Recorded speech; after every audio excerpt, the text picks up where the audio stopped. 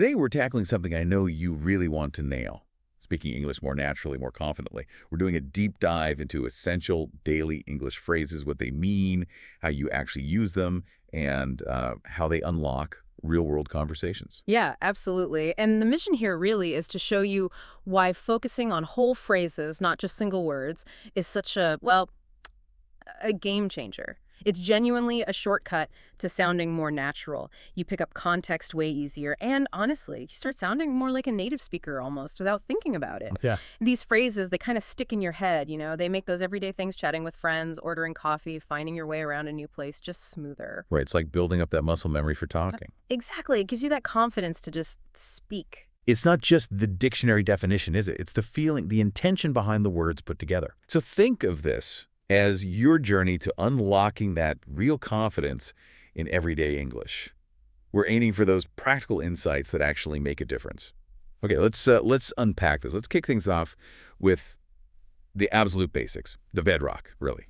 Greetings and checking in. You hear this one everywhere. How's it going? Oh, yeah. Ubiquitous. And its popularity comes down to how versatile it is. Right. It's a warmer, sort of more casual way to say, how are you? You can use it with friends, family, colleagues you get along with. It just opens the door to a chat without making someone feel like they need to give you their life story. Typical answers, it's going well, thanks, or, pretty good, just a bit busy. Yeah, it's more of a friendly nod than a real question sometimes. Exactly. It's about the connection, not a detailed report. Okay, so if how's it going is casual, what about what's up? Is that like even more laid back? Definitely. What's up ramps up the casual vibe quite a bit. It's basically asking what's happening or how are things, but much lighter, often kind of playful. Oh, okay. You hear it mostly among friends or just in really relaxed settings where you're being friendly. Context and relationship are key here. Right. Probably not for the big boss meeting. Probably not. But with a mate, totally normal. And a super common reply is just, not much, just hanging out. Keeps it easy. Good distinction. Okay, what about those moments you bump into someone you haven't seen for ages? Long time no see. It always strikes me as, well, grammatically a bit odd, but everyone uses it. Why is that stuck around? That's a great point. Yeah, it's not exactly textbook grammar, is it? But long time no see is a really deep-rooted idiom. The thinking is it might have come from Pidgin English and just got adopted everywhere. What's cool is how it instantly flags up that time has passed. Yeah, good dig. It acts as this warm, kind of welcoming way to start talking again, shows that shared past, that pleasant surprise, without needing any awkward explanations. It's about the feeling, not the grammar rules. I like that. It feels really natural, unforced. Okay, so after you reconnect, maybe you want to make sure that connection lasts. That's where keep in touch comes in. How does that work to, maintain things? Keep in touch is basically stating an intention. It's a commitment almost to stay connected. You hear it a lot when someone's moving or changing jobs, or you just know your paths won't cross as often naturally. It signals, hey, I value this connection, let's make an effort, whether that means calls, texts, emails, whatever. Gotcha. And speaking of reconnecting, let's hit catch up. I know it has a couple of meanings, but let's focus first on using it when you haven't seen someone for a bit. Right. So in this context, catch up means getting together specifically to share news. Find out what they've been doing, tell them what you've been up to. Yeah. It implies setting aside time for a proper conversation to bridge that gap since you last spoke properly. Like, let's grab coffee and catch up next week. Exactly like that. It's about filling in the blanks in each other's stories. Okay, let's shift gears. Moving into phrases for our daily routines, getting stuff done, taking breaks, the rhythm of the day. Let's start with, I'm just chilling. Sounds simple, but what's the vibe it gives off? I'm just chilling. It's wonderfully relaxed, isn't it? It means unwinding, taking it easy, doing something low-key. But it's not just what you're doing, it's the lack of pressure. That's the key. All right. Maybe watching a movie, reading, just quiet time. It's the complete opposite of, say, running around like crazy. It highlights that deliberate moment of calm. It's a state of mind, really. A state of mind. I like that. Now, when hunger interrupts that chill, but time's tight, people say grab a bite. How's that different from just let's go eat? Good question. Grab a bite specifically suggests something quick, informal. A snack or a fast meal, not a proper sit-down dinner. Okay. You might say to a colleague, hey, want to grab a bite at the cafe? Or if you're out running errands, which we'll get to and need fuel fast, it's about speed and convenience. Perfect segue. Let's talk about running errands. That's next. Describes a big chunk of many people's days. What exactly falls under errands, and why is it such a useful shorthand? Running errands is great because it bundles together all those little tasks you have to do, usually outside the house. Think uh, going to the bank, post office, grabbing groceries, picking up dry cleaning. Right, the little job. Exactly. It just means you've got a bunch of little things to do that keep you busy and moving. It's super practical. Saves listing everything out. Makes sense. And after all that work or errands, you might be ready to call it a day. Or if it's evening, call it a night. What's the subtle difference there? And why do they feel so good to say? Both signal, I'm done, right? Ready to stop, call it a day is broader. Could be stopping work, cleaning, any activity. Call it a night is specifically for the evening. Means you're finished with the day's activities, ready to relax or head to bed. And the satisfaction, I think it comes from drawing that line, saying, okay, task's done, time to switch off. It's like closing a chapter. Yeah, sense of completion. But even super productive people need to take a break. Seems obvious, but when should you really make a point of using this phrase for yourself? Well, take a break isn't just stopping work randomly. It's about consciously stepping back to rest and recharge. You should definitely prioritize it when you've been concentrating hard for ages, or you feel overwhelmed, or you just hit that mental wall. Yeah, we've all been there. Exactly. It's a deliberate move to avoid burnout and actually stay productive in the long run. That short pause can make a huge difference. Okay, flip side of resting, the drive to get things done. How does that phrase capture that focused, productive mindset? Get things done really embodies that feeling of determination, focus, effectiveness. It's all about accomplishing stuff, making progress. When you say, right, I need to get things done today, you're setting an intention to be productive, tackle that list, push through a project. It's purposeful. But sometimes, even with the best intentions, you're just overloaded. That's when you say, I'm swamped. What feeling are you trying to get across there beyond just busy? I'm swamped is definitely more than just busy. It carries that feeling of being overwhelmed, like you're literally buried under tasks. Right, drowning in work. Exactly. It means you have way too much to do, maybe struggling to keep your head above water. People use it when they're overloaded with deadlines, feeling stretched thin. It's also a polite way to signal you probably can't take on anything else right now. Okay, so if someone does ask you to do something and you can handle it right away, what's a quick, confident way to respond? That'd be I'm on it. It's short, sharp, confident, shows you'll tackle the task immediately and efficiently. Yeah. Like if your boss says, can you send that report by noon? A quick, I'm on it says, consider it done, it's my priority now. Leaves no room for doubt. Nice. Okay, section 3. Navigating challenges, social situations. Life throws curveballs, right? These phrases help you communicate when things aren't going exactly to plan. Absolutely. Fluid situations need flexible language. So first up, in a hurry. Seems simple, but how can using it politely help manage interactions? Being in a hurry is just a universally understood, polite way to signal you're short on time or rushing. It lets you excuse yourself quickly without seeming rude. Like if you need to dash for a bus, quick, sorry, I'm in a bit of a hurry. Just explains your need for speed, manages expectations smoothly. Good point. And for being prepared, there's just in case, being ready for something that might happen. How does this phrase show a bit of foresight? Just in case is basically about having a plan B or anticipating possibilities. It's proactive. You pack an umbrella just in case it rains, right? Or take an extra charger just in case your phone dies. It doesn't mean you expect the worst, just that you're sensibly prepared for different outcomes. A little nod to being prepared. And sometimes you need to shift your attitude. Try to make the most of something. What does that phrase encourage, especially when things aren't ideal? Make the most of is all about finding the good, taking full advantage of whatever situation you're in, getting the maximum benefit or enjoyment. It's a positive mindset thing. If your beach holiday gets rained out, you might say, okay, let's make the most of it and check out the local museums instead. It's about seizing what is available. Right, finding the silver lining. Of course, things go wrong. A really practical one. I'm running late. Why is this so vital for communication? Oh, I'm running late is crucial. Absolutely essential for managing expectations and just showing basic respect for other people's time. It's how you politely let someone know you won't be on time. texting a friend, calling the office because of traffic. Using it quickly and clearly prevents worry and frustration. It's just accountability. Definitely. Mm. Now, for those times you forget something, Yeah. there's a softer way than just, I forgot. It slipped my mind. What's the advantage there? It slipped my mind is kinder, yeah, more forgiving. It implies it was an unintentional oversight, something that genuinely just fell out of your awareness for a moment. Right. Not carelessness. Exactly. Not deliberate neglect. It's good for softening an apology, like if you forgot to bring those meeting notes or missed a minor appointment. Suggests it wasn't due to lack of importance, just a momentary lapse. Okay. And when you're really ready to listen, properly listen, you can say, I'm all ears. How does that show you're engaged? I'm all ears is powerful. It shouts, I'm completely focused on you and what you're about to say. It's not passive listening. It's an active invitation. Shows genuine interest, enthusiasm. If someone says, I've got an idea, replying, oh, I'm all ears, makes them feel heard immediately. Love that.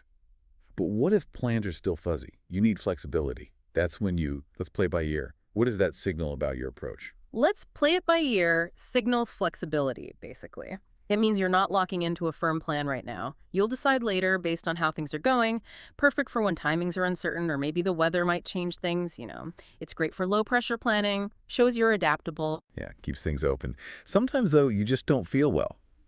A polite way to say you're sick is, I'm feeling under the weather. Why use this idiom instead of just saying, I'm sick? Feeling under the weather is just gentler.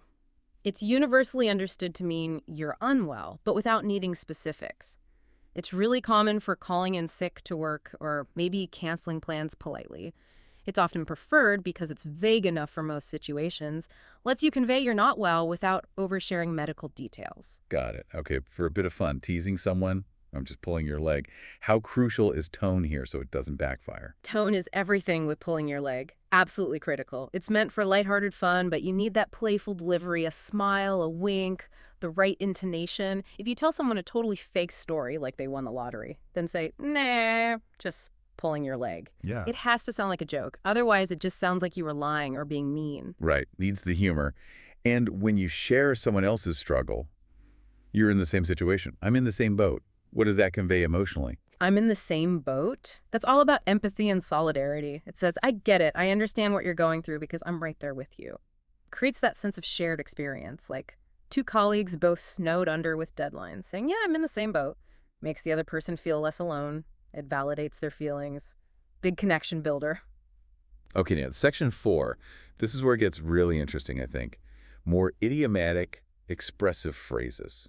The ones that add real color and depth show how English speakers pack complex ideas into short phrases. Yeah, the fun stuff. Let's start with a classic. Spill the beans. Nothing to do with actual beans, obviously. It means revealing a secret.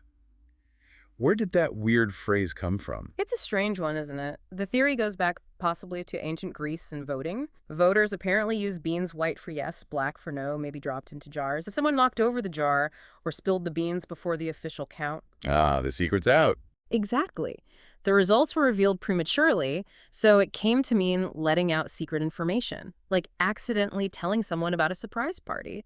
If someone warns you, don't spill the beans, they mean keep it zipped. Fascinating. Okay, when someone says something that's exactly right, you can tell them they've hit the nail on the head.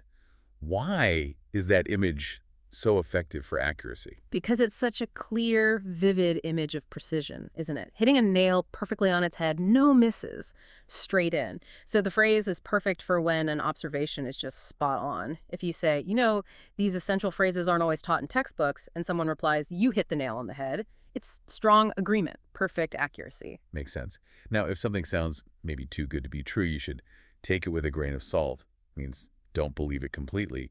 What does that tell us about the speaker's mindset? Take it with a grain of salt. Shows healthy skepticism, really. A critical eye.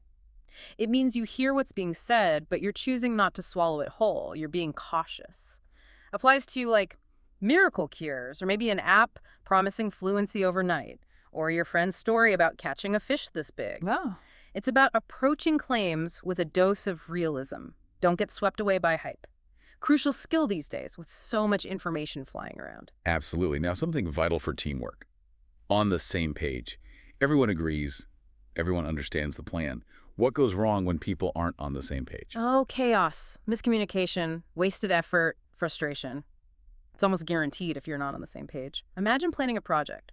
One person thinks the deadline is Friday, the other thinks next Tuesday. One thinks the budget is X, the other thinks it's Y.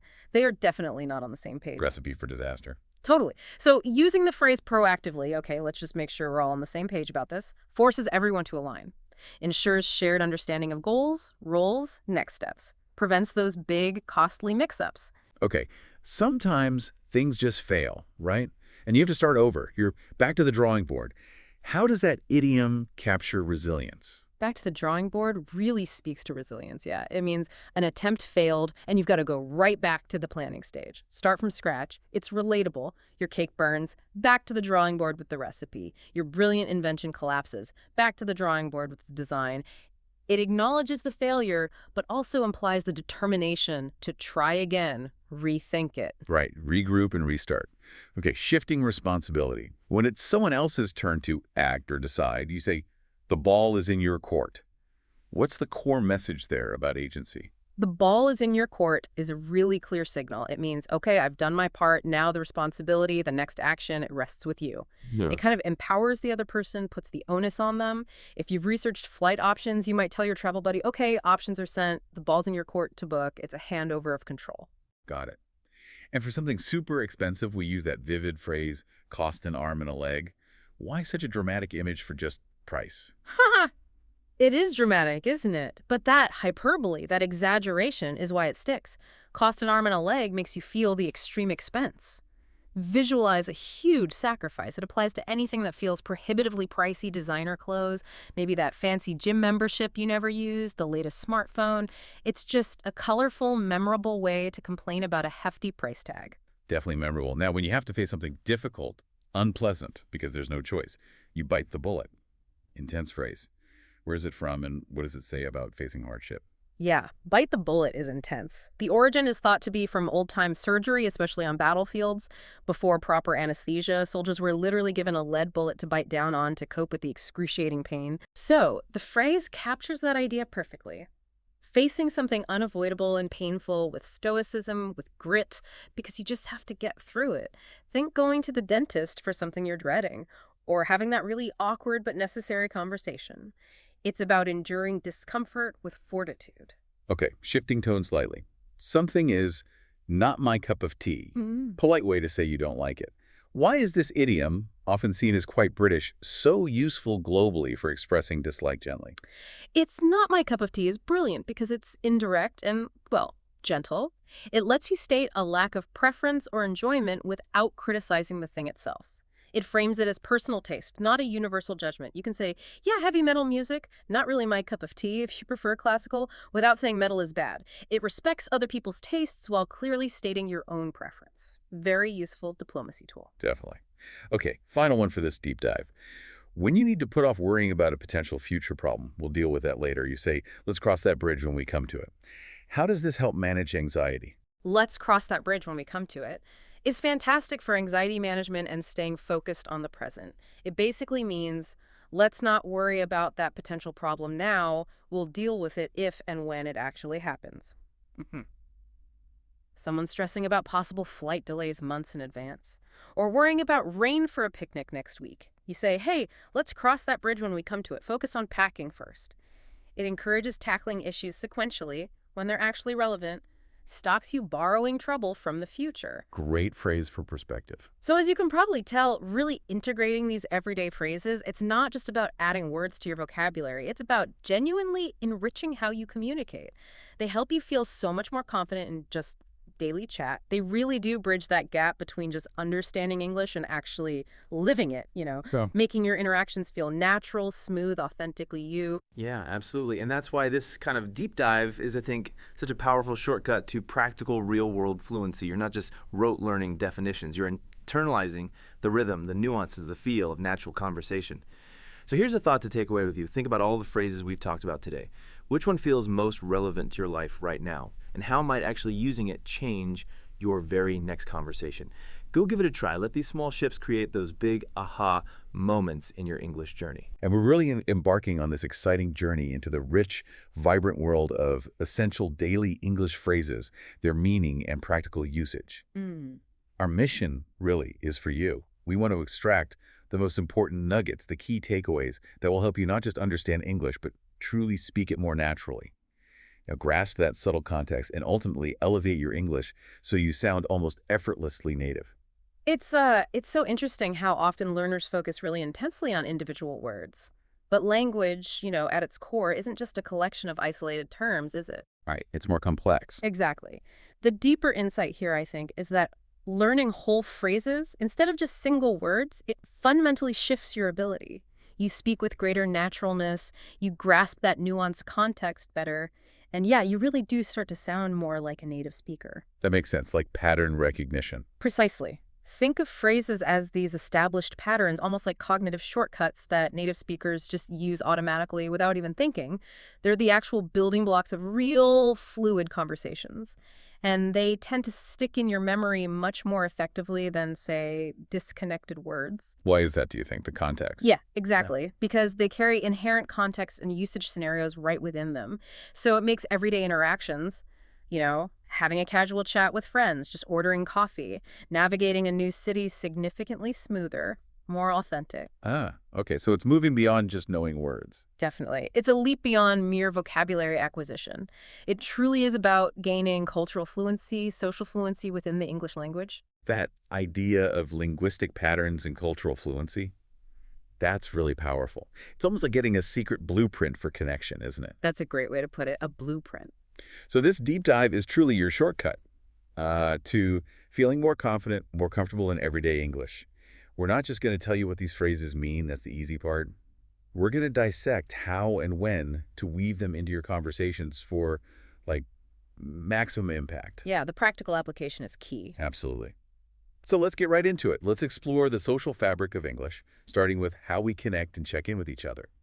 Okay, let's kick off with those really common casual greetings and inquiries, the everyday ways we just acknowledge each other. The first one is an absolute staple. How's it going? You've definitely heard this countless times. Oh yeah, ubiquitous. But for those aiming for truly natural speech, understanding its subtle distinction from a direct, how are you, is, well, it's pretty key. It is. It's less formal, right? Exactly. Think of it as a lower pressure, sort of continuous check-in, more about the general flow of someone's day or week, rather than like a direct report on their immediate emotional state. Mm-hmm. Pulse check. Yeah. It's your go-to for a friendly, informal touch that keeps the connection light. Like imagine walking down the hallway at work. Instead of a formal, good morning, how are you today? You could just offer a warm, hey, how's it going? Simple, friendly. Right. And if someone asks you that, you might respond with, it's going well, thanks. Or maybe, pretty good, just a bit busy.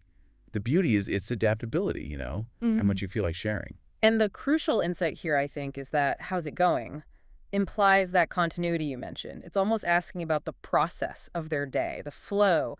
It's less personal than a direct inquiry into feelings, which makes it ideal for those routine, low-stakes social check-ins. Right, where you want warmth, but not necessarily deep disclosure. Exactly.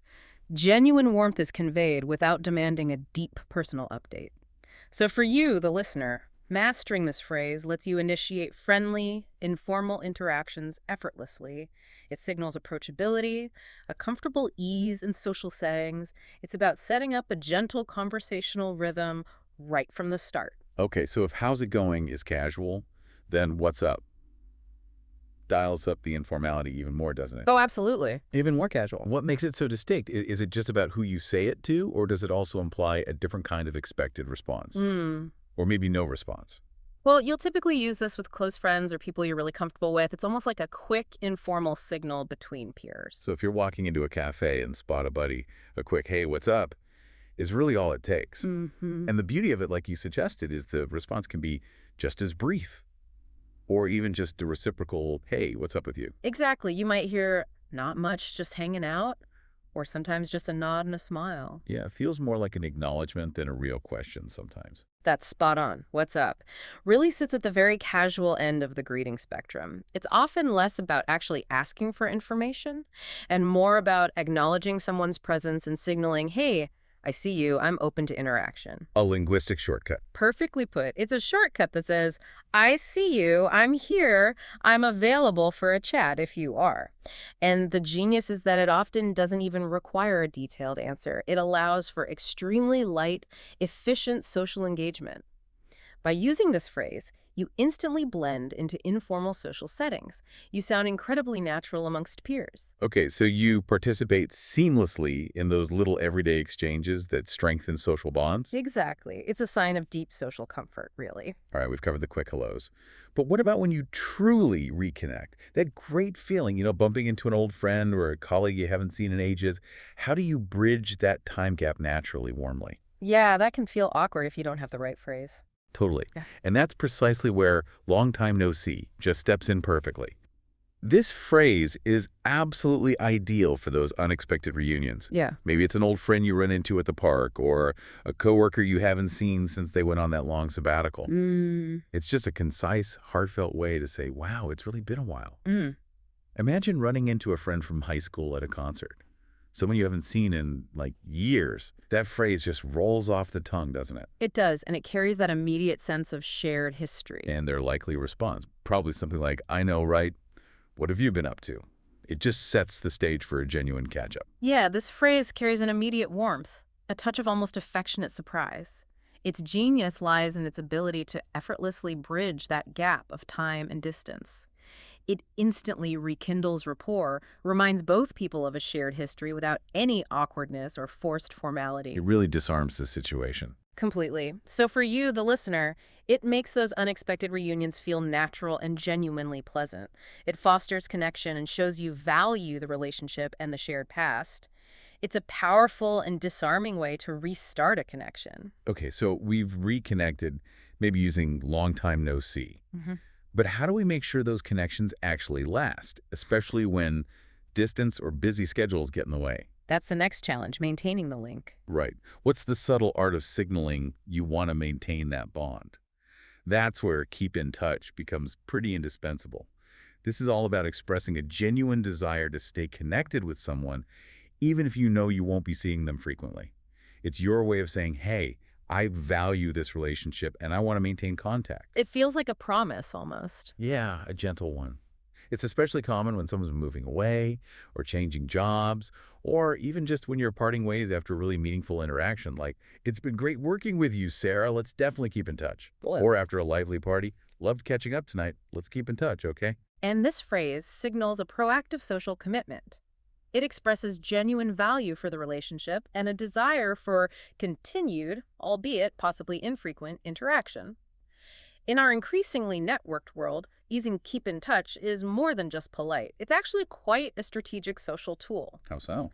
While it's crucial for effective networking and for maintaining friendships across geographical distances or through significant life changes, it subtly reassures the other person that they're remembered and valued. Strengthening the threads of your social fabric, as you said earlier. Exactly. But the authenticity is key here. It's most impactful when there's a genuine intention behind it, not just a throwaway line. Good point.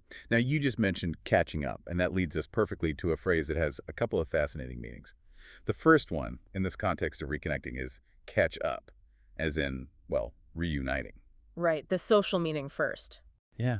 This is about meeting someone you haven't seen in a while, specifically to exchange life updates and hear what's been going on with them.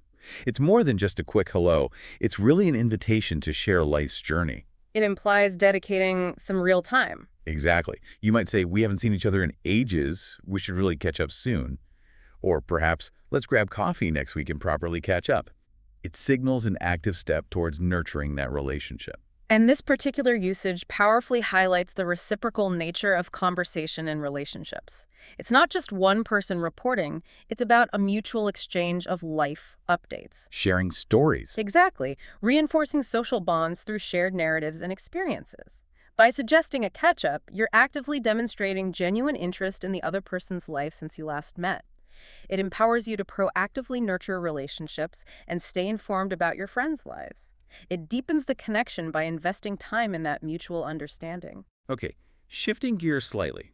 Let's talk about starting conversations, especially in those slightly awkward situations where maybe everyone feels a bit shy or reserved. Ah, the dreaded networking event scenario. Exactly. Or walking into a room full of strangers. That's when you really need to break the ice. This is all about initiating a conversation, easing that initial tension. Particularly useful in situations like a networking event, a new class, or maybe a party where people might initially feel a bit reserved. Getting the ball rolling. Precisely.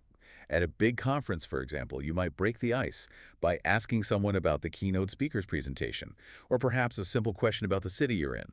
Something low stakes. Yeah, and the real insight into breaking the ice, maybe from a social psychology perspective, Sorry. is its function in overcoming that initial social friction. That hesitation barrier. Exactly. Humans often have this innate hesitance in new social settings, and an icebreaker is designed specifically to dismantle that barrier. It creates a more comfortable, open environment. It's about demonstrating approachability and initiating that crucial first connection, allowing genuine interaction to follow. And it doesn't have to be a joke, right? Not at all. That's a common misconception. Often, a shared observation or a light, open-ended question is actually more effective. So this phrase helps you overcome that social anxiety in new environments and build connections that might otherwise never even start. It fosters a more inclusive atmosphere. Okay, so once that initial barrier is down, you might need to invite someone else to share their ideas, maybe contribute to a plan you're discussing. Moving the conversation forward collaboratively. Yeah, that's where "what do you have in mind" comes in really handy. You use this when you want to ask someone for their specific idea or plan. Yeah. It's basically like saying, "Tell me your thoughts," or "What are you proposing?" Open-ended. Right. So when someone says, "Hey, let's do something fun this weekend," and maybe you're drawing a blank or you just want to see what they're thinking, you could simply ask, "Sure, sounds good. What do you have in mind?" It gracefully opens the door for their input. And this phrase, while it seemingly shifts the conversational burden onto the other person, it actually does so in a very inviting and empowering way. How so? Well, it signals openness to collaboration. It implicitly conveys that you value their input and you genuinely want to hear their perspective. Rather than making a suggestion yourself that might get rejected, you're creating space for shared ideation. That makes it an excellent tool for collaborative planning or simply encouraging others to share their creative ideas without feeling put on the spot. It fosters a sense of shared ownership. Precisely. All right, let's navigate the nitty-gritty of daily life now. We're talking tasks, time management, and even that essential self-care piece. The practical stuff. Exactly. Starting with those everyday duties, we have run errands. This phrase is all about completing a collection of small tasks or chores, usually outside the house, that are just part of your regular routine. Like ticking things off a list. Yeah, exactly. Think going to the bank, picking up the dry cleaning, buying groceries, maybe dropping off a package at the post office. So if someone asks what you're doing this afternoon, you could easily say, "Oh, I need to run some errands. Got to hit the grocery store or the post office before they close." It's a very clear, concise way to communicate a busy but fragmented schedule. Right, without listing every single little item. And the real insight into running errands is how efficiently it conveys a specific type of busy. It paints a picture of being productively occupied with a series of diverse, often essential minor responsibilities. But these little things cumulatively take up a significant block of time. It's a cognitive shortcut for both the speaker and the listener to understand that fragmented yet necessary period of activity. Yeah, it signals a certain kind of productive chaos. Exactly. So for you, the listener, this phrase clearly communicates a busy schedule of practical everyday tasks. It allows for concise explanations and manages expectations without needing to detail each individual chore. It's a hallmark of adulting, really. It really is. Okay, next up is the incredibly versatile pickup. This one has, well, a couple of meanings, but the most common is simply to collect something or someone. Super practical. Hugely practical. It appears in countless daily scenarios. You might say, "I need to pick up some groceries on my way home," or "I'm going to pick up my friend from the airport later this evening." Or asking someone else to do it. Right. In a more direct request, "Hey, can you pick up some milk at the store?" This phrase covers everything from grabbing a coffee order to fetching a child from school. It really showcases its broad applicability. What's truly fascinating about pickup is its remarkable linguistic economy. It's just one unassuming phrasal verb. Yeah, just two short words. But it manages to encompass this broad spectrum of logistical coordination. It applies equally to both objects and people. This versatility makes it a fundamental and indispensable phrase in daily life. It's not just about collecting, it's about completing a logistical loop, retrieving something left, acquiring something needed, or bringing a person from one place to another. So for us listeners, it's essential. Absolutely. Essential for coordinating logistics, making clear requests for items or people, and just navigating daily responsibilities with seamless efficiency. It's a real workhorse of English communication. Okay, and when hunger strikes, but maybe time is short, there's grab a bite. Ah, yes. Yeah. The quick meal phrase. Exactly. This is perfect for when you're feeling peckish, but you don't have the luxury of like a full sit-down meal. If you're at work and it's lunchtime, but you only have 20 minutes, you might say to a coworker, hey, want to grab a bite at the cafe downstairs? Quick and easy. Or if you're out running errands and just need a quick snack to tide you over, you might declare, I'm going to grab a bite before I head home. I'm starving. And this phrase reflects a significant aspect of modern fast-paced lifestyles, doesn't it? Where full leisurely meals aren't always feasible or even prioritized sometimes. True. It emphasizes efficiency. Exactly. Efficiency and quick sustenance. It acknowledges the need to eat without committing to a time-consuming dining experience. It's a very practical phrase for managing hunger on a tight schedule or suggesting a quick, informal meal. It enables you to communicate your needs effectively without elaborate explanations. And it often implies something light, right? A sandwich, a snack, rather than a three-course meal. Definitely not a three-course meal. Yes. Okay, moving into managing our time and productivity. The first phrase here is, get things done.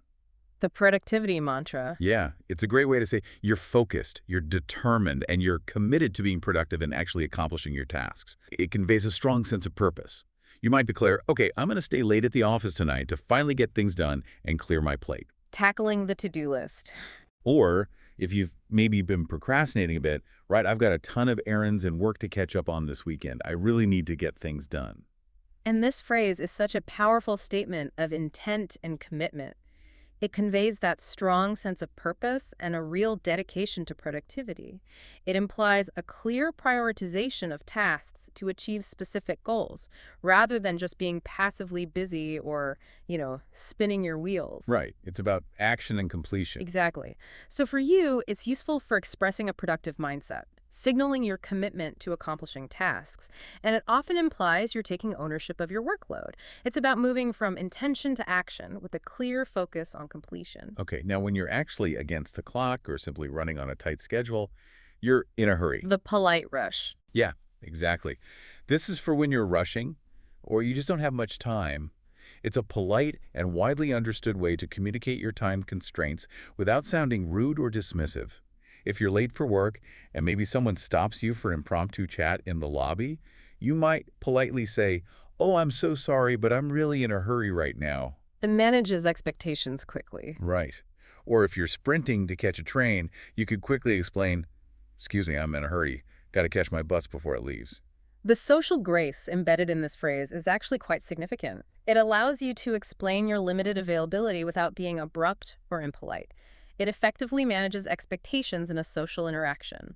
It's essential for navigating those everyday interruptions and communicating time constraints respectfully and efficiently. It preserves positive social dynamics while still asserting your needs. Exactly. It signals urgency without implying rudeness. A very useful distinction. Okay, but what happens when busy just doesn't cut it, when you're truly overwhelmed? Then you need something stronger. Right. Then there's I'm swamped. This phrase is much stronger, great for when you're really busy, feeling totally overwhelmed, or you just have way, way too much to do. It paints a very vivid picture of your workload.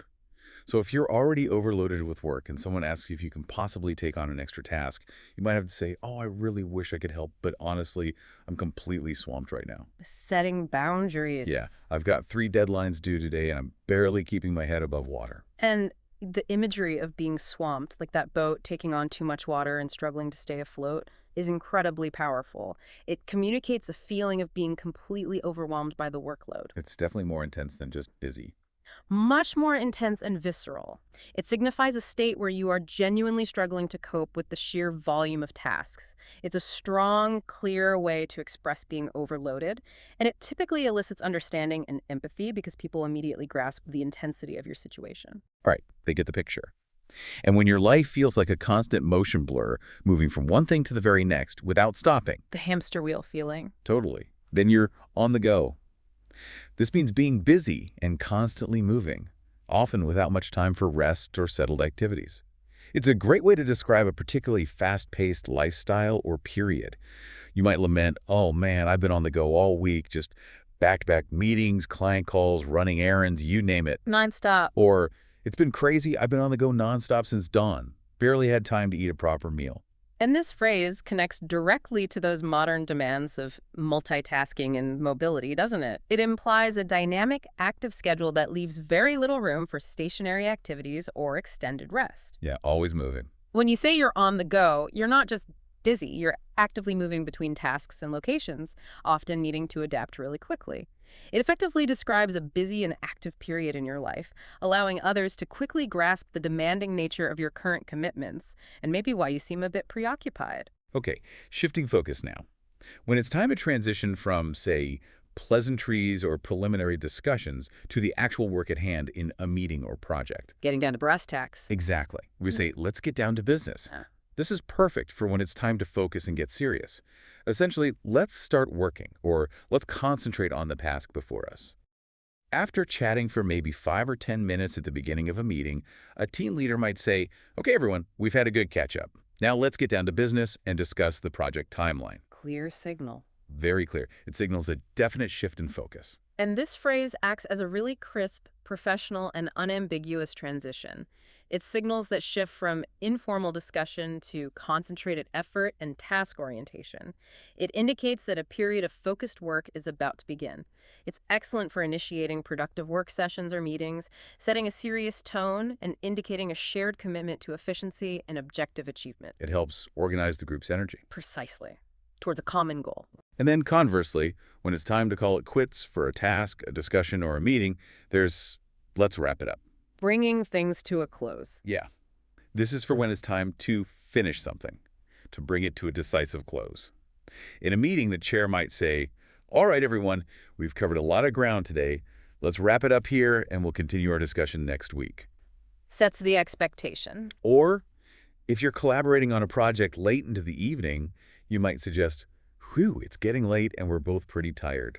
Let's wrap it up for tonight and pick it up fresh in the morning. Let's wrap it up provides a polite yet firm way to bring an activity to a close. And this is absolutely essential for effective time management, especially in collaborative or group settings. Stops meetings from dragging on forever. Exactly. It allows for a graceful exit or conclusion, managing expectations for the next steps or future discussions without just leaving things hanging. It respects everyone's time and boundaries, ensuring tasks are concluded efficiently. Now, for those late nights spent working, studying, or just toiling away on something. Burning the candle at both ends. Right. We have the vivid phrase, burn the midnight oil. This means exactly what it sounds like, working late into the night, often with intense focus. Think of a student cramming for an exam, an artist finishing a big commission deadline, or someone staying up until 3 a.m. trying to fix a stubborn laptop. We've all been there. Totally. Someone might say, man, I was burning the midnight oil last night to get that report done, and now I'm absolutely exhausted. And this phrase carries such a compelling history. Its origin dates back to a time when people literally used oil lamps to work or study after daylight hours. Makes sense. Yeah. This imagery powerfully emphasizes sustained, late-night effort, often driven by urgency, dedication, or sometimes sheer necessity. It's a vivid and evocative way to describe intense late-night work or study. It paints a clear picture of the dedication and often the sacrifice involved. It speaks to pushing one's limits for a specific goal. Okay, and when those late nights or maybe unexpected delays actually hit, you might find yourself running late. The dreaded status update. Yes. This is a quick, universally understood, and importantly, polite way to communicate that you're behind schedule and won't be on time for an appointment or event. If you're supposed to meet someone at 3.0, but you're still stuck at home at 2.45, facing some last-minute crisis, you might quickly text them, hey, so sorry, running late, I'll be there in about 20 minutes. Essential communication. Right, or as you're rushing out the door, grabbing your things, oh no, I'm running late, I just need to grab my bag and I'm out. And this phrase really underscores the importance of clear, timely communication and managing expectations, particularly when schedules go awry. It's crucial for courtesy and professional etiquette. It allows the other party to adjust their plans accordingly, rather than being left waiting and wondering. Nobody likes waiting and wondering. Exactly. Proactively communicating that you are running late demonstrates respect for other people's time and helps to minimize any frustration caused by your delay. It's a small phrase with big social implications. Okay, sometimes you just need a moment, right? A brief pause in an interaction. That's when, hold on a second, is incredibly handy. Well, that's you a little time. Precisely. It's perfect when you need someone to wait for just a brief moment. It's like saying, give me a minute, but quicker and often more casual. You might use it on the phone. You need to quickly check something, like, hold on a second, let me just pull that up for you. Or in person. Yeah. Or if you're in the middle of finishing an important email before you can fully assist a colleague who just walked up to your desk. Hold on a second, let me just finish this sentence. And hold on a second is a common and highly effective interjection that buys that small but crucial amount of time in a conversation or interaction.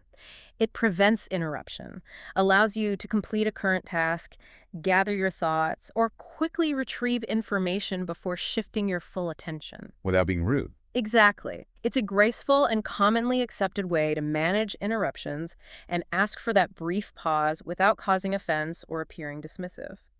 It helps maintain the flow of your own tasks while acknowledging the other person. Okay, now we mentioned catch-up earlier for reconnecting socially. But it has another key and very practical meaning.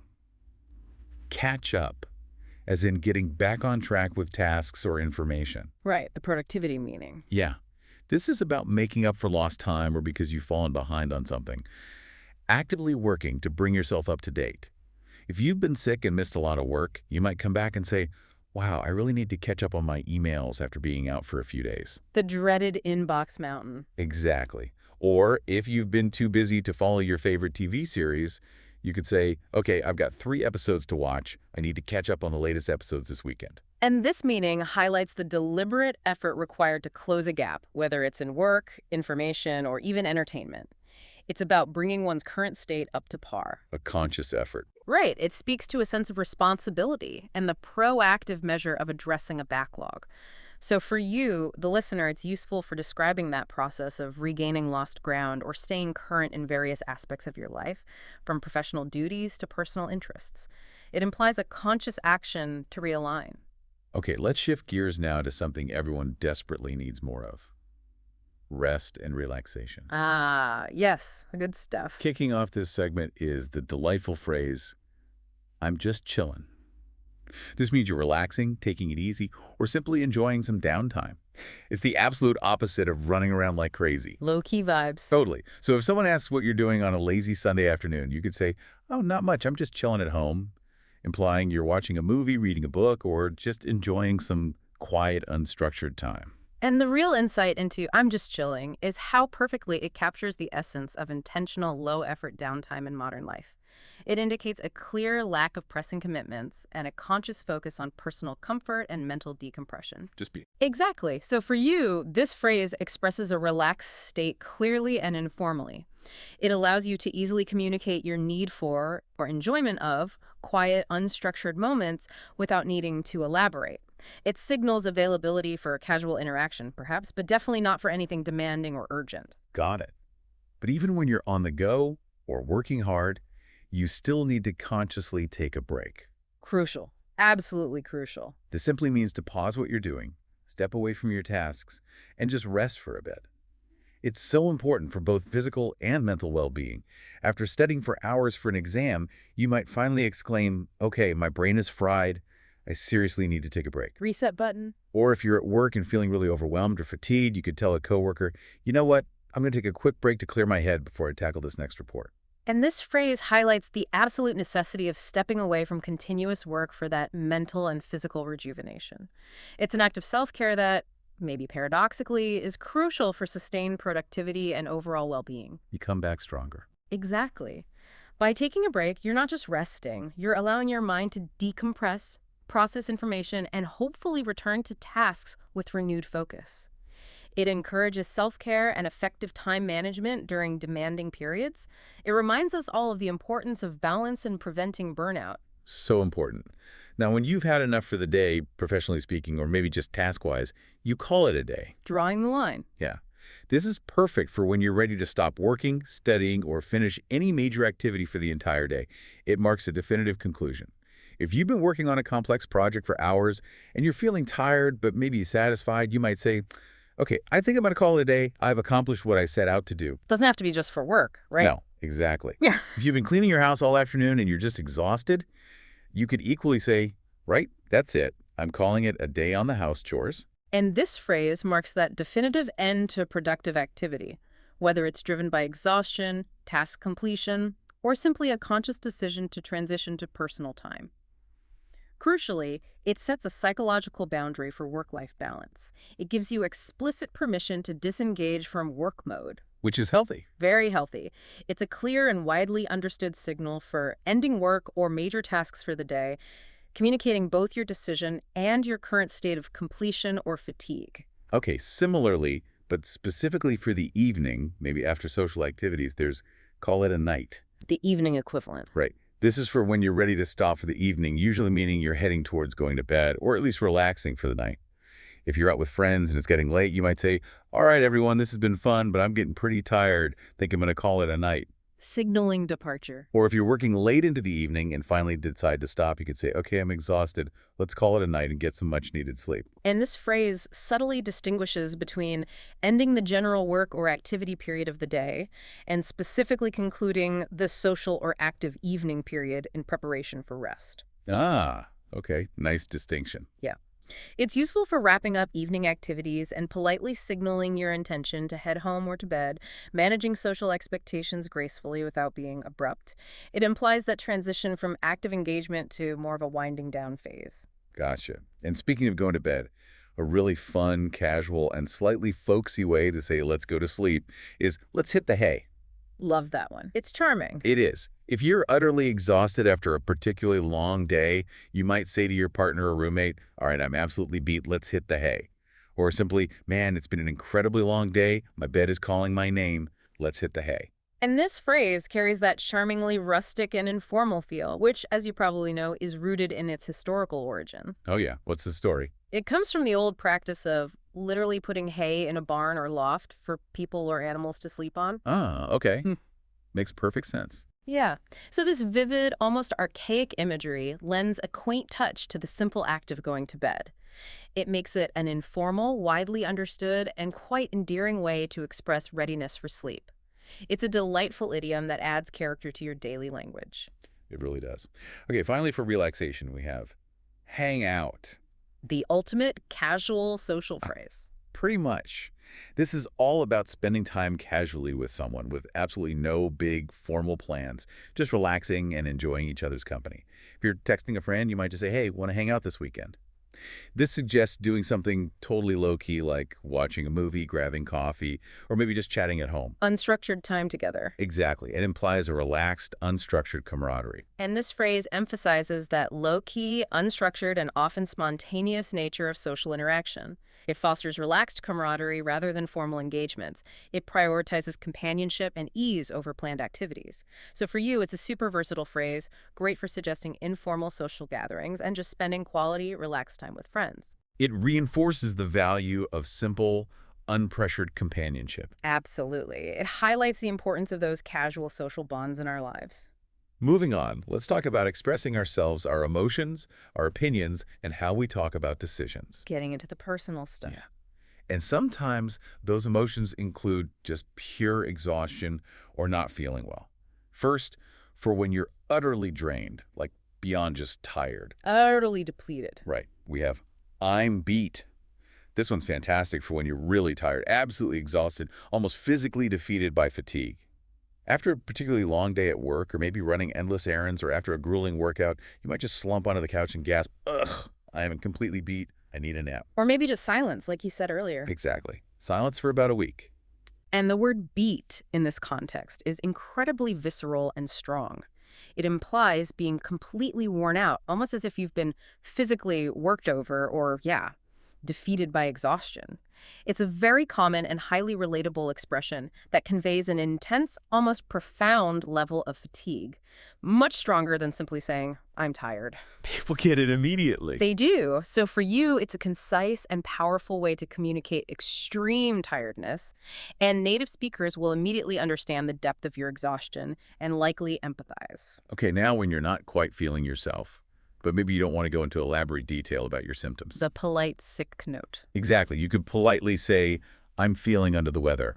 This is a wonderfully diplomatic way to say you're sick or just not feeling 100% without oversharing. If you need to call in sick to work or maybe cancel plans without offering too much information, you could say, actually, I'm feeling a bit under the weather today, so I think I'll just stay home and rest up. And this idiom offers that softer, more indirect, and inherently polite way to announce illness. This can be particularly useful in professional or maybe less intimate contexts where you might not want to disclose specific details about your health. Right. Keeps it vague but clear. Precisely. It provides a common and accepted way to indicate illness without needing to provide an elaborate explanation. It allows for a socially graceful withdrawal from commitments. Its vagueness is actually part of its strength. Interesting. Now, for those moments of extreme, maybe prolonged fatigue, when you've pushed yourself to the absolute limit. Running on empty. Exactly. I'm running on fumes.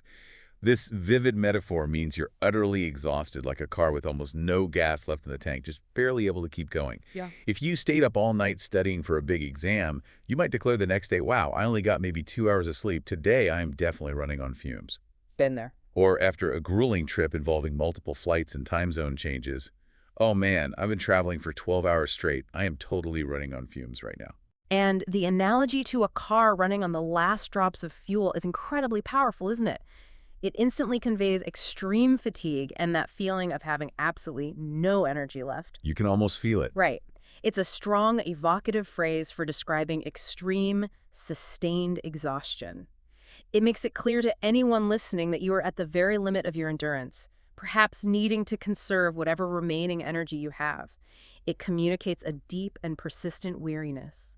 Okay, let's switch gears now to expressing ease or difficulty. If something is incredibly easy, almost effortless, Like falling off a log. or even better, you can exclaim, it's a piece of cake. This means something is really surprisingly easy, and no, sadly, it's not about actual cake. Though cake is also easy to eat. True. If someone asks, how was the final exam, Mm. and you found it super simple because you prepared really thoroughly, you could reply with a relieved smile, oh, honestly, it was a piece of cake. Or how did that presentation go? Piece of cake. I practiced so much that it felt effortless and totally smooth. And the delightful irony and inherent positivity of this phrase are definitely part of its charm. Cake is universally associated with ease of eating and enjoyment, right? Yeah.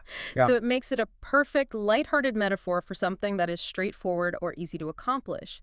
It's a fun, vivid, and widely understood way to describe a task that required minimal effort or presented basically no challenges. It often conveys a sense of pleasant surprise at how smoothly something went. Okay, now when something isn't as serious or important as it might initially seem, you can confidently say, it's not a big deal. De-escalation station. Exactly. This is great for de-escalating minor issues. It's like saying, don't worry about it, or it's absolutely no problem. Yeah. If someone apologizes profusely for being, say, 5 minutes late, you could reassure them, oh, please, it's not a big deal at all. Don't worry about it. I just got here myself. Takes the pressure off. Right. Or, I'm so sorry I forgot to bring the book you asked for. Hey, it's not a big deal. You can bring it tomorrow, honestly. No rush. And this phrase functions as powerful reassurance and a real social lubricant. It helps to de-escalate those minor issues and foster a more relaxed, understanding, and forgiving atmosphere. Which is always good. Always. It's effective for reassuring others, downplaying minor inconveniences, and preventing small matters from becoming larger points of contention. It contributes significantly to a positive and harmonious social environment, especially when addressing minor errors or forgetfulness. Okay, on the other end of the spectrum now. If something is incredibly expensive, like beyond reasonable cost, Sticker shock. totally, it cost an arm and a leg. This phrase means something is very, very expensive, often implying a significant sacrifice or a major financial outlay. You might say, this new designer bag I bought, it definitely cost an arm and a leg, but I just had to have it. Justifiable splurge, maybe? Or my gym membership cost an arm and a leg, and honestly, I haven't even gone in months. I should really cancel it. You might even joke, to buy that car, I'd have to sell my actual arm and maybe a leg to afford it. And this idiom leverages extreme hyperbole, doesn't it? Drawing on the idea that something is so expensive it would require a literal, significant, and painful sacrifice to obtain. Gets the point across. Vividly. It's a colorful, dramatic, and widely understood way to describe very high costs, making the financial impact memorable. It often conveys a sense of shock or maybe resignation about the price, or sometimes just a humorous exaggeration of the cost. Okay, now for those difficult or unpleasant tasks we dread, but we know we absolutely must do. Facing the music? Yeah, or you bite the bullet. This means doing something challenging, uncomfortable, or unpleasant simply because you have no choice, especially something you've been actively avoiding. Think of finally making that dreaded phone call you've been putting off, or going to the dentist for a procedure you know won't be fun. Or having that awkward conversation. Exactly. Or finally tackling that overflowing closet that's been mocking you for months. Someone might say, ugh, I really don't want to, but I'm biting the bullet this weekend and finally telling my cousin she can't borrow my car again. This phrase carries such a powerful and somewhat grim history. It originates from the days before modern anesthesia, when soldiers undergoing surgery on the battlefield would literally bite on a lead bullet to endure the pain. Wow, really? I didn't know that. Yeah. So this historical context adds a potent visual of enduring pain or discomfort for a necessary outcome. It makes it a strong phrase for facing unavoidable, unpleasant tasks with resolve and fortitude. It implies a moment of grim determination. Exactly. To just get through something difficult. Okay, let's talk about sharing opinions and preferences, maybe without being rude or overly negative. Sometimes you just don't like something, right? And that's when "it's not my cup of tea" comes in super handy. The polite rejection. Totally. This is a wonderfully polite and indirect way to express your dislike or disinterest. If you're offered food you're not fond of, or maybe invited to a movie genre you dislike, or asked to participate in an activity you're really not into, you could simply say, oh, thanks, but horror movies aren't really my cup of tea. I much prefer comedies, honestly. And this phrase beautifully exemplifies the cultural politeness that's often embedded in English communication. It offers a general, non-confrontational rejection rather than harsh criticism or direct negativity. Softer approach. Right. It allows you to express dislike or disinterest diplomatically without offending anyone. Hmm. It suggests a personal preference rather than a judgment on the thing itself, making it a highly effective tool for maintaining social harmony while still asserting your boundaries or tastes. Good one to have in your pocket. But what about when someone is absolutely unequivocally correct with their observation or insight, or maybe a guess? When they nail it. Yeah. You can enthusiastically tell them you're spot on. This means you're exactly right. It's a natural, affirmative way to agree strongly with someone's accuracy. If you correctly guess someone's favorite obscure band, after just a few clues, they might exclaim, wow, you're spot on. How did you know that? Or in a problem-solving context. Right. If you accurately identify the root cause of a tricky problem at work, your colleague might commend you with, that's it, you hit the nail on the head. You're spot on with that analysis. And the imagery of hitting a target precisely, like a bullseye, reinforces that idea of absolute accuracy and complete agreement with an observation or statement. It's a strong, positive, and affirming way to acknowledge someone's correct insight or accurate assessment. It makes them feel heard, validated, and appreciated for their keen perception. It's a great way to boost confidence and confirm understanding. Definitely. Okay, now for the intricate world of decision-making and flexibility. First, for being prepared for anything, even the unlikely. Covering your bases. Exactly. We have just in case. This is all about being prepared for something that might happen, even if it's not certain. It's like having a prudent backup plan. If it looks like it might rain later, even if the forecast says clear, you might say, you know what, I'm going to bring an umbrella just in case. Better safe than sorry. Right. Or packing an extra sweater for a trip if you're not entirely sure you'll need one. You might even bring extra snacks to a long meeting, just in case it runs longer than expected. And this phrase powerfully highlights that proactive nature of thinking ahead, anticipating potential future needs, and planning accordingly to minimize risk or discomfort. It's about foresight. Exactly. It's an expression of foresight and careful consideration, encouraging preparedness in various situations. So for you, it allows you to communicate that you've considered contingencies, adding a layer of thoughtfulness to your actions or suggestions. It's a key aspect of being responsible and resourceful. But sometimes you need the opposite, right? You need to be flexible to keep your options open. Go with the flow. Yeah, that's when you say, let's play it by ear. This is perfect for when you're not sure about plans and want to stay adaptable. It's like saying, let's see how things go and decide later based on the circumstances. You know, if you're not sure what time you'll be free on a given evening, you could tell a friend, let's just play it by ear. I'll text you in the morning once I have a clear idea of my schedule. Avoids firm commitment when things are uncertain. Right. Or if unpredictable weather might affect your park plans, let's play it by ear and see how the weather actually looks in the afternoon before we commit. The origin of play it by ear offers a fascinating glimpse into its meaning, too. It comes from music. Oh, yeah. Like improvising. Exactly. Specifically, playing an instrument without sheet music, relying on improvisation and adaptability based on what you hear. This brilliantly speaks to fluid planning and the ability to adjust to evolving circumstances. That's cool. So for you, it's a versatile phrase for avoiding rigid commitments when circumstances are uncertain.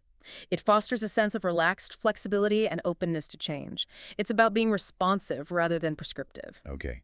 Now, when a big decision needs time to marinate, to be thoroughly considered without pressure. Let it simmer. Yeah, you can say, I'll sleep on it. This is your way of saying you need time to decide. No rushing, just letting the decision rest and process. If someone gives you a spontaneous and maybe significant invitation, like to go on a last-minute trip or ask you to make a major financial commitment, you might wisely respond, wow, that's an interesting offer. Let me sleep on it and I'll get back to you tomorrow. Buys you thinking time politely. Right. And this phrase beautifully emphasizes the value of reflection and allowing that subconscious processing for complex decisions. Often, stepping away from a decision and letting your mind work on it overnight can lead to clearer thinking, maybe fresh perspectives. And ultimately, better decisions. Often, yes, better, more considered outcomes. It's a polite and effective way to defer a decision and take the necessary time to think without feeling rushed or pressured into an immediate response. It values thoughtful deliberation over impulsive action. Okay. Now, for when you want to empower someone else, give them the choice and show your flexibility. Passing the decision baton. Yeah. It's up to you. This is for when you want to let someone else make the decision. It's like saying you choose or it's your call, indicating you're amenable to their preference. If you and a friend are trying to decide what to eat, should we get pizza or sandwiches for dinner? You might respond, honestly, it's up to you. I'm good with either. And this phrase powerfully conveys flexibility, trust, and deference to the other person's choice. It indicates that you are amenable to their preference and genuinely empower them to make the decision. Takes the pressure off you, too. Right. It relieves you of the burden of choice while showing respect for their desires. It's an excellent phrase for collaborative decision-making when you genuinely have no strong preference, fostering a sense of shared control. What about when you're the one who simply can't decide? When you're caught between two equally appealing or maybe equally difficult options? Indecision limbo. Exactly.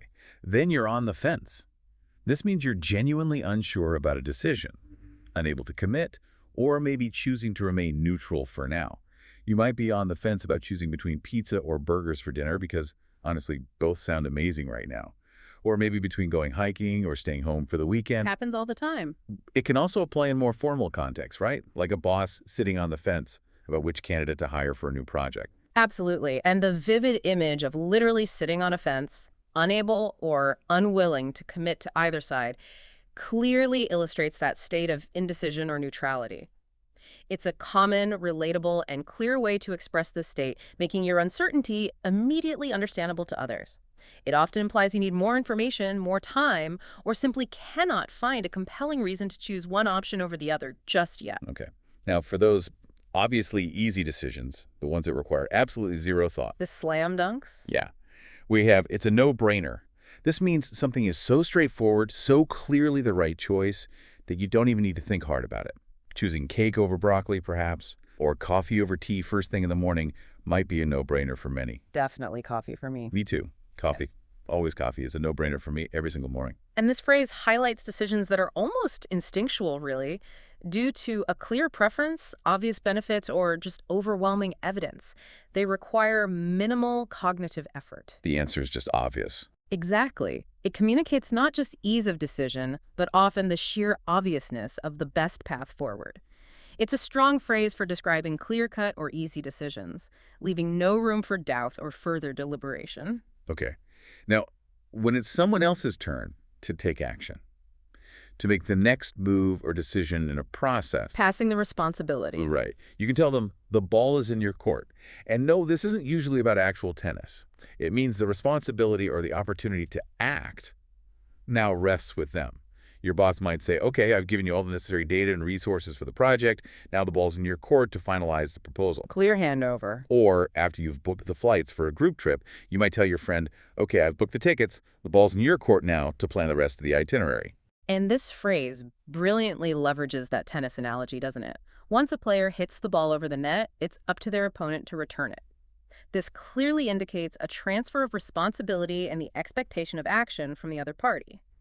It clarifies who needs to take the next step or make the next decision in a process. Ensures clarity and accountability. Exactly. Without being confrontational, it's about empowering the other person to act now. Okay, what about those hypothetical worries? The ones that plague our minds about what might happen down the line. Borrowing trouble. Yeah, there's a wonderfully reassuring phrase for that. Let's cross that bridge when we come to it.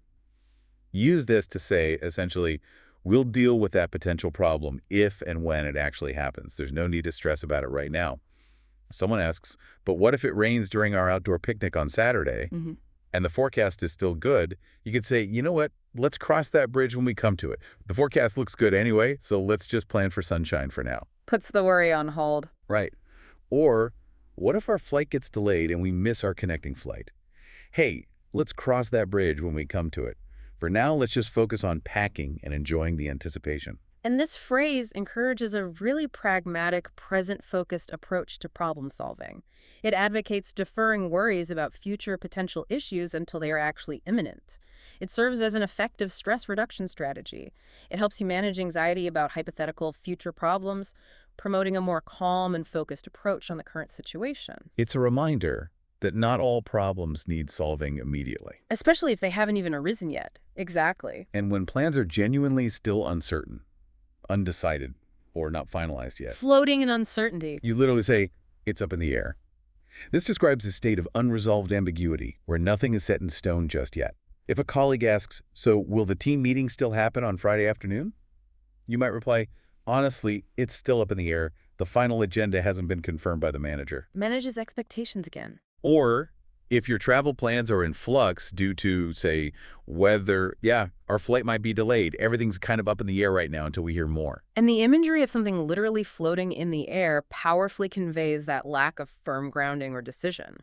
It signifies a state of unresolved uncertainty where things could still go in any direction. Fluidity. Exactly. It's a common, succinct, and clear phrase for communicating unresolved or tentative plans, indicating that things are not yet settled and are definitely subject to change. It's about acknowledging the fluidity of a situation. Okay, let's move to agreement and encouragement, crucial elements for building rapport and navigating social interactions smoothly. Building bridges. Yeah. When you're in the exact same difficult or challenging situation as someone else, sharing a common struggle. Shared misery sometimes. Yeah. You can empathetically say, I'm in the same boat. This is great for showing solidarity. It's like saying, I get it, I'm dealing with the same thing, you're not alone. If a friend sighs and says, ugh, I'm so stressed about this upcoming project deadline and you are too, you can respond, oh, believe me, I am in the exact same boat. I've been working on mine all day and it's a real crunch. Creates instant connection. He really does. And this phrase creates that immediate sense of empathy and solidarity. It fosters a powerful sense of shared experience and mutual understanding, especially in challenging situations. It reassures the other person that they are not alone in their struggle and can be a really powerful bond builder. So for you, it's a profound phrase for showing empathy and shared experience, creating deeper connection and offering unspoken support. It speaks to a common plight. Okay, now, when someone's struggling, maybe facing a tough challenge or just feeling discouraged, you want to offer support and motivation. A verbal pat on the back? Yeah. That's when you say, hang in there. This is how you encourage someone to persevere, implying that the difficult period will eventually pass. Keep going. For a friend studying for grueling final exams or maybe working late into the night on a tough project, you might offer, I know work is incredibly stressful right now, but hang in there. Friday's almost here and you'll get a break soon. Light at the end of the tunnel? Right. Or if someone is just exhausted from effort, man, I've been studying for 5 hours straight. I'm so tired. Wow, hang in there. Just one more chapter, or maybe take a quick rest. You're almost there. And this phrase conveys strong support and encouragement to persevere through difficulty. It often implies that while the current situation is tough, it is temporary and will eventually improve. It's incredibly useful for offering motivation to others facing challenges, reassuring them that their efforts are recognized and that you believe in their ability to get through it. It's like a beacon of hope and resilience in tough times. Okay, for quick and clear confirmation that you're on top of a task, that you'll handle it immediately. Taking ownership. Yeah, I'm on it. This is what you say when someone asks you to do something and you want to show you'll take action right away, demonstrating efficiency and reliability. If your boss says, "Can you make sure to send that report to the client by noon today?"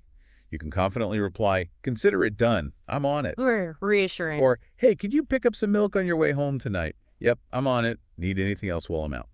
And this concise phrase demonstrates immediate responsiveness, reliability, and a clear commitment to action. It builds trust and fosters efficiency within any team or relationship by providing that unequivocal assurance that a request will be handled promptly. Leaves no doubt. Exactly. So for you, it's a clear and powerful way to confirm you are taking action and are dependable, leaving no room for doubt about your engagement. All right, to informally seal a deal, to solidify an agreement in a friendly, personal way. Making it official, informally. Yeah, let's shake on it. This is how you informally agree to something, and it's often, though not always, accompanied by a literal handshake for splitting chores with a roommate. Okay, deal. You cook dinner tonight, and I'll handle cleaning the kitchen afterwards. Sound good? Let's shake on it. Seals the agreement. Or, okay, I'll help you move your heavy furniture on Saturday if you help me fix my bike on Sunday. That seems like a fair trade. Let's shake on it. And this phrase powerfully highlights that nonverbal element of agreement, where the handshake itself symbolizes a binding, though informal, commitment. It's a clear, traditional, and culturally recognized way to solidify an informal agreement, adding a personal and sincere touch to a shared understanding. It elevates a verbal agreement by physically sealing the deal, making it feel more concrete and mutually acknowledged. Cool. And when a situation benefits everyone involved, creating a positive outcome for all parties. Mutual benefit. Then that's a win-win. Use this when a solution or plan offers clear advantages to everyone concerned. If you and a friend agree to share dessert at a restaurant, you both get to try 2 delicious flavors instead of just one. Hey, that's a win-win situation. Everyone's happy. Or, okay, how about this? If I cook dinner tonight, can you handle cleaning the kitchen afterwards? That's a total win-win. I actually hate cooking, and you hate cleaning, so it works perfectly for both of us. And this phrase unequivocally emphasizes that positive outcome for all parties involved. It promotes collaborative thinking and mutual satisfaction. It's incredibly useful in negotiation, planning, or problem-solving contexts where finding common ground and ensuring everyone benefits leads to more robust and agreeable solutions. It encourages cooperation. Absolutely. It helps you identify and celebrate situations where all parties benefit, encouraging a cooperative approach that builds stronger relationships. Okay, now let's explore some more advanced concepts and strategic communication. Phrases that help us deal with problems, failures, and some tricky nuances in the English language. Getting into the finer points. Exactly. Starting with problems, sometimes things just don't work. And you'll commonly see a sign that says out of order. It's pretty straightforward, right? Yeah. It means something isn't working, it's broken, or it's simply unavailable for use right now. You might see a sign taped to a coffee machine at a cafe saying, "Sorry, coffee machine is out of order today." Ugh. The worst sign. Or, "The elevator's out of order again, so please use the stairs." Also the classic office complaint. "Ugh, the printer is out of order again." And out of order is a universally understood public announcement of malfunction or unavailability. Its strength really lies in its conciseness and clarity. It avoids ambiguity and immediately sets expectations for anyone encountering the issue. So for you, it's an essential phrase for communicating equipment or service issues clearly and efficiently, whether you're reporting a problem yourself or just understanding a public notice. Direct and unambiguous. Exactly. A temporary functional failure, clearly stated. Okay, now for those forgetful moments, we all have them. When a piece of information or maybe a task just simply slips your mind. Brain fade. Yeah, it slipped my mind. This is perfect for those times when you unintentionally forget something. It's a casual, softer, and more polite way to say, "Oops, I forgot." If someone asks, "Hey, did you remember to send that email to Sarah this morning?" and you suddenly realize you didn't, you could say, "Oh no, you know what? It totally slipped my mind. I'll do it right now. Thanks for the reminder. Takes the edge off the mistake. Right. Or, Mm. oh gosh, it completely slipped my mind. What time are we eating again for lunch today? And the image of something slipping away from memory gently attributes forgetfulness to an unintentional lapse, right? A momentary oversight, rather than carelessness or lack of effort. This makes it a polite, less confrontational, and widely accepted way to admit forgetfulness. It effectively preserves social harmony and mitigates any potential frustration or blame. It signals the omission wasn't deliberate. Okay, here's a phrase you've probably heard in movies or maybe at work, and it's often not a pretty scenario. Throw someone under the bus. Oof, that's a loaded one. It really is. It means to blame someone else, especially unfairly, to save yourself from trouble, criticism, or consequences. It's about shifting blame. In a group project, maybe a teammate makes a mistake, but then tells the teacher, you were responsible for that specific part. That's throwing you under the bus. Or a friend messes up plans. Right. If a friend forgot to book concert tickets and then told everyone else you messed up the booking, someone might defensively say in a meeting, well, I didn't submit the report late, but Emily didn't send me the necessary data on time, subtly throwing Emily under the bus. And this phrase carries a profoundly negative, often unethical implication. It signifies a self-serving act where one sacrifices another's reputation, well-being, or accountability purely to protect one's own. Understanding this idiom is crucial in navigating complex social and professional dynamics, as it helps you identify and understand that blame-shifting behavior and potentially manipulative tactics. It highlights a breakdown of trust. Absolutely. A breakdown of trust and solidarity, often just for personal gain. Okay, after a failure, a setback, or an unsuccessful attempt, we often have to start fresh. Right. Reevaluate, try again. Reset and restart. Yeah. That's when we go back to the drawing board. This means returning to the initial planning stage because a previous attempt simply didn't work out as hoped.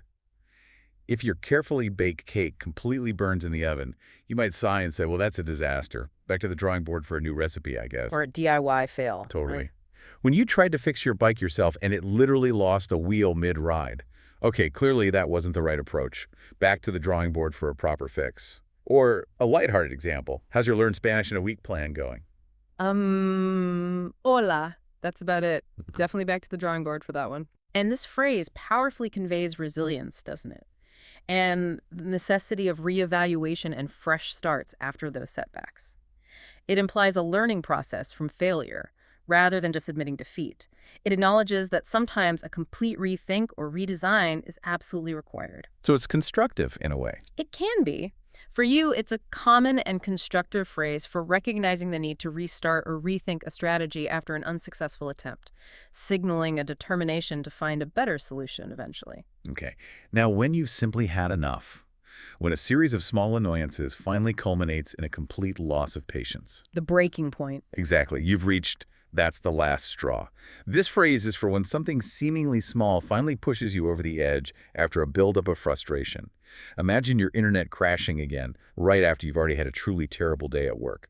That could be the last straw. Oh, yeah. Or, okay, first the printer broke this morning, then my important meeting was canceled at the last minute, now my computer just froze, and I lost an hour of work. That is absolutely the last straw. I'm going home.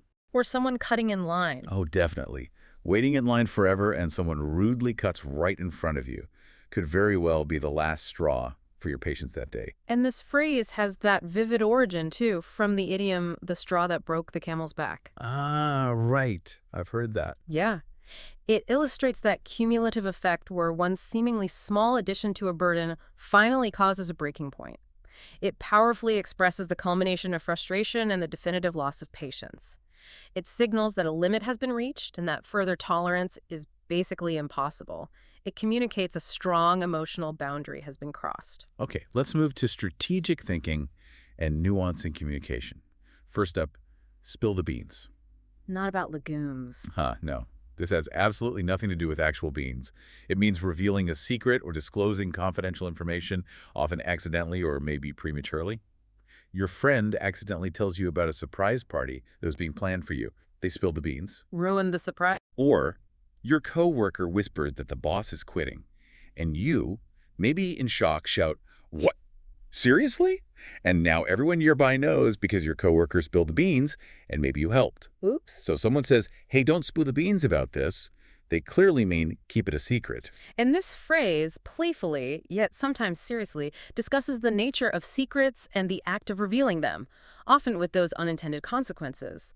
It highlights the social dynamics surrounding shared information and the implications of its disclosure. So for you, it's a fun and very common idiom for understanding when confidential information is being disclosed, whether intentionally or accidentally, and the social ramifications of such revelations. It speaks to the fragility of secrets. Okay. Now, when someone perfectly articulates a truth, identifies the core of a problem, or makes an incredibly accurate observation. Hit them bullseye. Yeah, or they hit the nail on the head. This means someone is exactly right. They've grasped the absolute essence of the matter with precision. If your friend says, I think you're feeling so stressed lately because you're simply working way too much, and you immediately resonate with that, you might say, yes, you absolutely hit the nail on the head. Validating their insight. Right. Or, why do you think so many English learners struggle with these advanced phrases? Well, maybe because most textbooks don't really teach them the nuances in the cultural context. Exactly. You hit the nail on the head. And the precision of hitting a nail exactly right with a single, accurate blow metaphorically applies to making those precise and accurate observations or statements that get straight to the point. It's a strong, vivid way to acknowledge and validate accurate insights or observations, confirming that someone has grasped the core truth of a matter with keen understanding. It's a real compliment to their perception. It absolutely is. Okay, to encourage creative problem solving, to move beyond conventional approaches and find innovative solutions. Thinking differently. We say, think outside the box. This means being creative, doing something differently, or approaching a problem from an entirely new perspective. Breaking the mold. If you're stuck on a persistent problem at work, your boss might say, okay, team, we need a fresh approach here. Let's try to think outside the box to find a solution. Brainstorming unconventional ideas. Right. Or, when trying to fix terrible Wi-Fi at home, suggestions like moving the router to a really unexpected central location, or even resorting to using a tinfoil antenna. Those are classic examples of thinking outside the box. And this phrase is such a powerful call to action for lateral thinking, for moving beyond those conventional expected solutions. It's a vital skill in innovation, problem solving, and really any creative endeavor. It encourages looking past the obvious answers to discover novel approaches that might just unlock breakthroughs. So for you, it promotes and describes creative problem solving and innovative approaches that can lead to unexpected and highly effective results. It's about breaking free from mental constraints. Okay, now for information that might not be entirely reliable, that you should approach with a healthy dose of caution and skepticism. Handle with care. Yeah, you should take it with a grain of salt. This means don't believe something completely or unquestioningly. Be a little critical. If your friend excitedly tells you about some new app that will make you fluent in English in just 1 week, you should definitely take that claim with a grain of salt. Maybe a whole shaker. Sounds too good to be true. Right. Or, my cousin says the new cafe down the street has magic coffee that will solve all your problems. Honestly, I'd take that with a grain of salt. Last time, their magic coffee tasted suspiciously like muddy water. And this phrase has a fascinating and ancient origin, too, from historical beliefs about salt being an antidote to certain poisons. Oh, interesting. So it implies caution. Exactly. Caution and skepticism towards information. It encourages critical thinking and a healthy skepticism towards claims or statements that might be exaggerated, biased, or simply unverified, rather than blind acceptance. For you, it's a crucial phrase for navigating a world that's just saturated with information. It helps you critically evaluate what you hear and read and apply appropriate levels of belief. Good life skill, not just language skill. Okay, for things that happen very rarely, so infrequently that they're almost noteworthy when they do happen. Few and far between. We say once in a blue moon. This means something occurs with extreme infrequency. Oh, I only eat fast food once in a blue moon. I really prefer home-cooked meals most of the time. A rare treat, perhaps. Or my cousin calls me maybe once in a blue moon, and usually she only calls when she needs something. Yeah. How often do you actually manage to go to the gym with your crazy schedule? To be totally honest, once in a blue moon if I'm lucky. And this idiom connects directly to the astronomical phenomenon of a blue moon, right? Which refers to that rare occurrence of a second full moon within a single calendar month. Ah, so the rarity is literal in origin. Exactly. This literal rarity beautifully emphasizes extreme infrequency when used metaphorically. So for you, it's a vivid and memorable idiom for describing infrequent events or actions, allowing you to clearly communicate just how uncommon something is. Got it. Now, for effective teamwork and just ensuring everyone is aligned and understands the plan, Singing from the same hymn sheet. yeah, it's absolutely essential to be on the same page. This means everyone agrees, understands the plan, or has the same crucial information and perspective. We're aligned. When planning a big group trip with friends, you might say, okay, everyone, before we book anything, let's make sure we're all on the same page about the budget and the main activities so there are no unpleasant surprises later. Prevents confusion and conflict. Totally. A classic example of not being on the same page is when one person thinks camping means a rugged tent deep in the wilderness, while the other person is expecting a luxury cabin with Wi-Fi and room service. Happens more often than you'd think. And this phrase highlights the critical importance of alignment and shared understanding in any collaboration. It's crucial for preventing miscommunication, avoiding potential conflicts, and ensuring that collective efforts are cohesive and effective. For you, it's essential for effective teamwork, smooth project management, and ensuring shared understanding in any group activity. It's about creating a unified vision. Precisely, a unified vision and approach. Okay, to describe something as super modern, highly innovative, or really at the forefront of development. State of the art. Right, we use cutting edge. This signifies the most advanced or developed stage in a particular field. Wow, this new smartphone has truly cutting-edge technology with features I didn't even know were possible yet. Pushing the boundaries. Or, the new hospital research facility down the road is using cutting-edge treatment for rare diseases.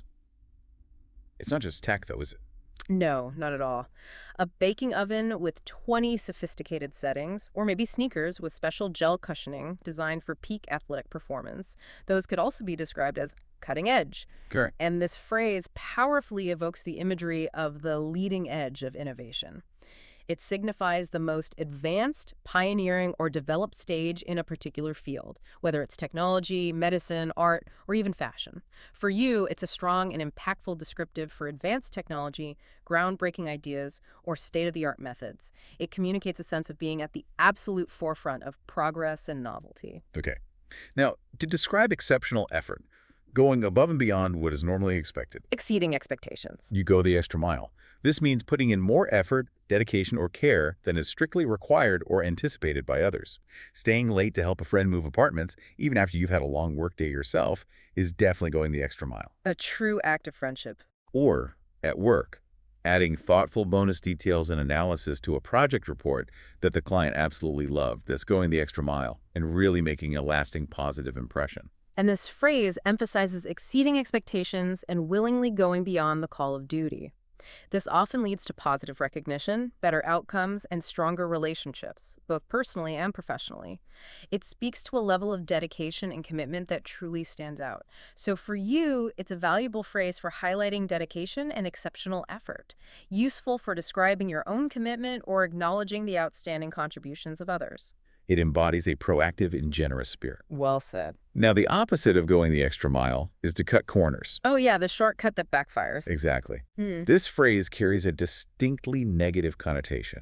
It means doing something in the cheapest, easiest, or quickest way possible, often by sacrificing quality, thoroughness, or proper procedure. Using weak tape instead of strong wood glue to fix a broken shelf is a classic, illustrative example of cutting corners. It might look okay for a minute, but it likely won't last. And this phrase carries those distinctly negative connotations, doesn't it? It implies a deliberate compromise on quality, integrity, or maybe even safety, just for the sake of speed or saving a bit of cost. And it often leads to detrimental or unsatisfactory results down the line. It highlights an act of bypassing proper methods. So for you, it helps you identify situations where quality might be sacrificed or perhaps express disapproval of such actions. Fosters an awareness of doing things right. Exactly. The importance of doing things correctly and with integrity. Okay. When it's time to confront an uncomfortable but undeniable truth, to acknowledge a reality that might be difficult to face. Time for some real talk. Yeah, you say, let's face it. This is how you introduce an honest, often blunt, but necessary truth. At work, you might need to say, okay, team, let's face it. The deadline for this project is simply too tight for our current team size and resources. We need more help or more time. Confronting the elephant in the room. Right.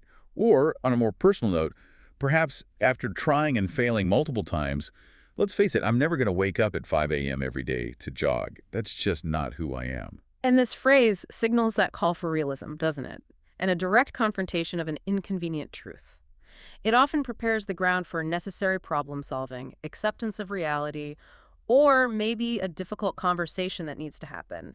It's useful for introducing uncomfortable realities or challenging existing assumptions, effectively pushing for an honest and unvarnished assessment of a situation. It brings everyone back to ground zero. With a shared understanding, hopefully. Yes. Okay, for a quick, concise summary, getting straight to the core information without unnecessary detail. Boiling it down. Yeah, we have in a nutshell. This means summarizing something in just a few words, distilling it down to its most essential points. Okay, so in a nutshell, the movie was about a futuristic love story involving sentient robots and a lot of explosions. Covers the basics. Or, how was your weekend? Oh, in a nutshell, my weekend was basically a blur of laundry, Netflix, and far too much coffee. You could even summarize a failed diet plan with brutal honesty. In a nutshell, the diet plan failed because cookies. And the image of a nut's small, compact shell containing that rich essential kernel beautifully illustrates conciseness and the distillation of essential information. It's perfect for providing quick summaries and getting straight to the point, making complex or lengthy information easily digestible and understandable. So for you, it's an indispensable tool for efficient and clear communication, especially when time is limited. Great one. Okay, finally, let's cover some important phrases for wishing well and departures. Wrapping things up nicely. Yeah, if someone has a big event coming up, maybe a performance, an important exam, a job interview, you can tell them to break a leg. The paradoxical good luck wish. Exactly. This doesn't literally mean breaking a leg, thankfully. It is a fun, lighthearted, and very common way to wish someone good luck, especially in performance-related situations. If a friend says, "Oh man, I have my big job interview tomorrow and I'm so nervous," you can reply with a supportive smile, "Hey, break a leg. You've prepared so well. You're going to do great." And this phrase is wonderfully counterintuitive, as you said, and its origin is rooted in theater lore. Right, something about warding off bad luck. Exactly. It's believed that wishing a performer good luck directly would actually invite bad luck or jinx them. So saying the opposite, break a leg, was meant to ward off evil spirits and ensure a successful performance. It's a common, encouraging way to wish good luck in a lighthearted and supportive manner. It shows you care without being overly serious or formal. Good to know the backstory. Now when it's time to go, to leave a place or start a journey. Making your exit. You hit the road. This one's for when you're departing, often with a sense of readiness or purpose. Time to get moving. Okay, everyone's packed and ready in the car. Let's hit the road before the traffic gets too bad. If you're about to start a long road trip. Or leaving a social event. Right. Well, it's getting pretty late, and I've got an early start tomorrow. Think it's time for me to hit the road when leaving a party or social gathering. And this phrase conveys that sense of readiness and imminent departure, often with a casual but clear tone. It indicates the start of travel or decisive departure from a location. For you, it's a direct and casual way to announce departure or the commencement of a journey, effectively communicating your intentions to others. It's about moving forward, literally. Exactly. Okay. Now, for someone who's maybe stressed, rushing around, or just working way too hard. Needs to chill. Yeah. You can offer a calming word by saying, "Take it easy." This phrase is good for when someone needs to relax, slow down, or just not worry so much. It's like saying, "Relax," or "Don't stress about it." If your friend is panicking about an approaching deadline, you might calmly say, "Hey, take it easy. You still got time. Just focus on one task at a time. You'll get there." Gentle reassurance. Or if someone is really overwhelmed before a big event, "I'm so stressed about my big presentation tomorrow." "Hey, take it easy, Liam. You've practiced so much, you're going to do great. Just breathe." And this phrase functions as a gentle, calming influence. It offers reassurance and encourages a less hurried or stressed approach to a situation. It promotes mental and emotional decompression, reminding others, or sometimes yourself, to step back from the intensity. So for you, it offers comfort and encourages relaxation for others, or it serves as a vital self-reminder to slow down and prioritize well-being during demanding periods. A reminder to breathe. Yeah. Okay, and finally, when something feels familiar, when a piece of information vaguely triggers a memory, but you can't quite remember the specific details. That tip of the tongue feeling. Exactly. You say, "That rings a bell."